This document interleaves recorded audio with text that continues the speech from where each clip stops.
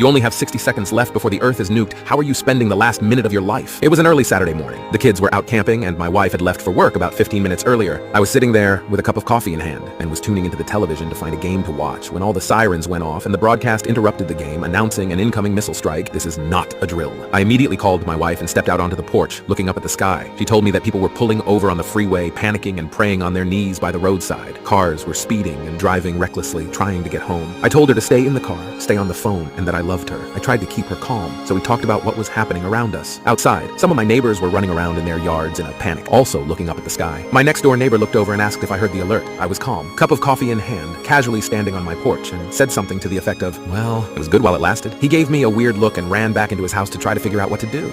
I remember it being a nice, sunny, and beautiful morning. I honestly had the feeling that if this was the end, I was satisfied. It was such a strange feeling of calm. Some people panic, others just accept the inevitable.